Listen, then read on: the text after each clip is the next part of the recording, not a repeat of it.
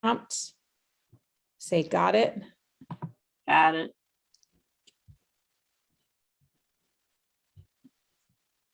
All right, we are back at 10 o'clock Eastern time.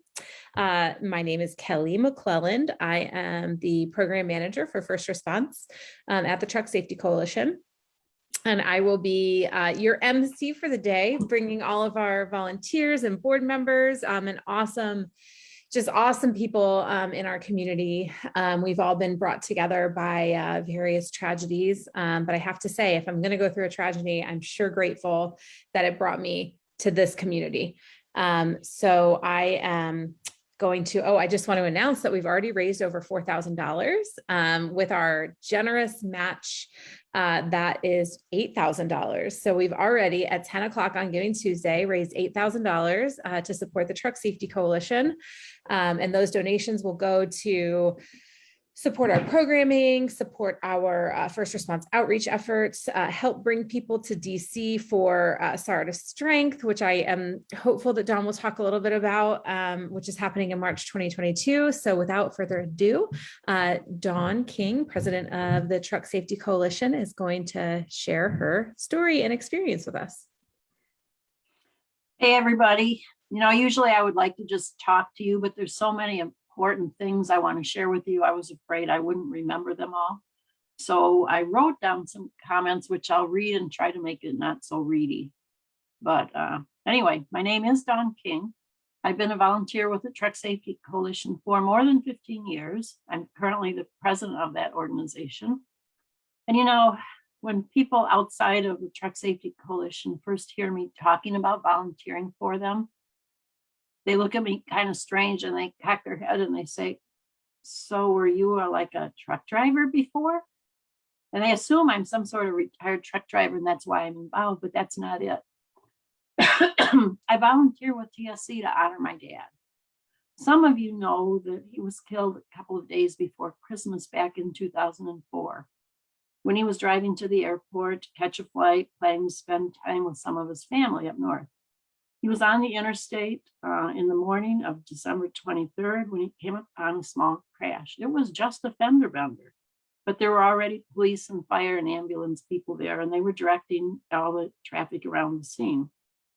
Dad was in back of a semi, and both of them, along with most of the rest of the traffic, managed to slow down and to get around the crash. But the semi behind Dad didn't see the slowed traffic. He didn't see all the revolving emergency lights on that dark early morning. The semi behind Dad slammed into the back of him with the cruise control still engaged.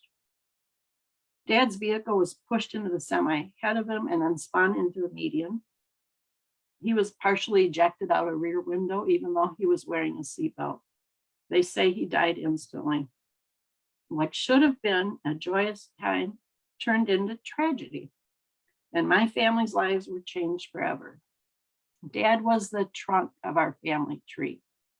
He was our last living parent.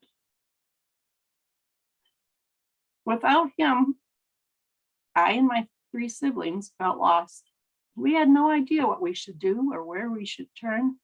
And then, like magic, someone searching randomly on the internet came across the Truck Safety Coalition, and I called them asking for advice. And that's where it began. TSC helped connect us to an attorney who in turn told me the things I needed to do immediately to protect our interests. This was a really big first step. And the further we got into the process, the more I realized how huge the problems are in the trucking industry. How often the families who are injured or killed are considered just another cost of doing business. Every one of my siblings said they wanted to do something to make sure no one ever had to go through the pain we were going through. And volunteering for this organization is how we're making a difference. Volunteering for TSC changed my life. It gave me a place to put my anger and my grief. It gave me the opportunity to help other people, to make positive change. It gave me a direction. Now we know we're not going to stop all crashes. We know change is slow and it's difficult, But every step we make toward protecting both the motoring public and the drivers of those trucks saves someone an injury, it saves a life, it keeps a family together.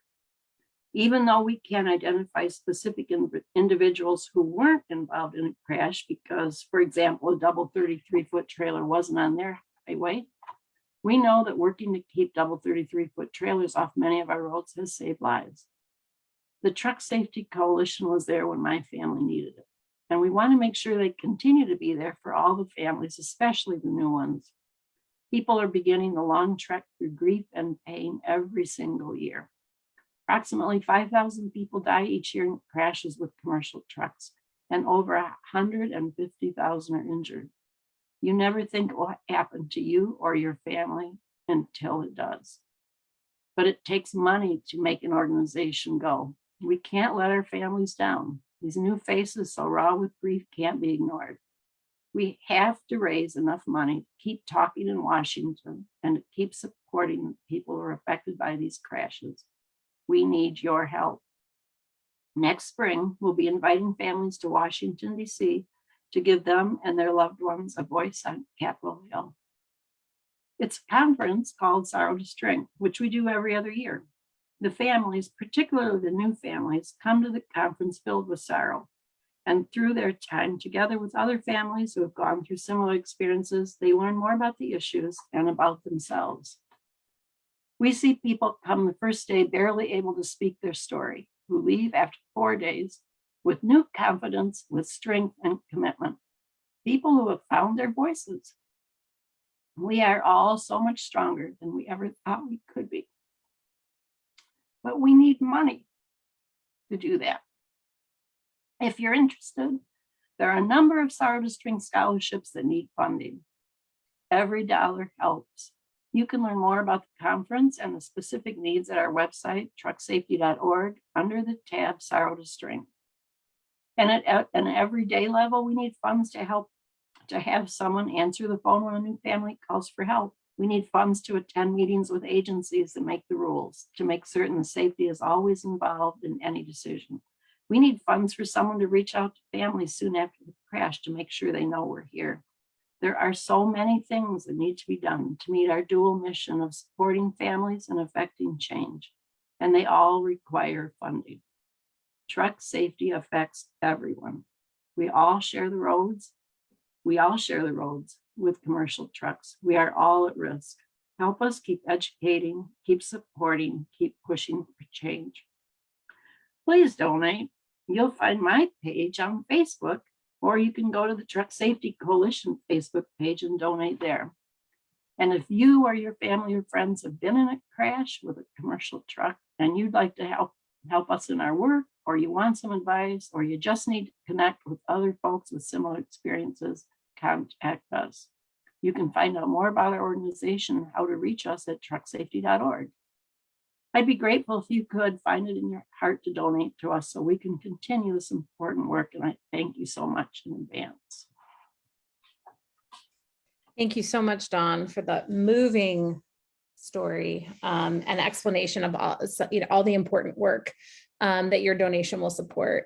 And something to consider is that when we hear of a crash and we reach out to a family, we send them a brochure that has some basic information. That brochure changed the trajectory of my family's life 11 years ago. And I know that even if we never hear from a person, the fact that they got that information in a timely way so that they could make decisions to just deal with, it is there are no words. If you've never been through it, you can't know. There are no words to describe what it feels like in those days and weeks after the worst happens.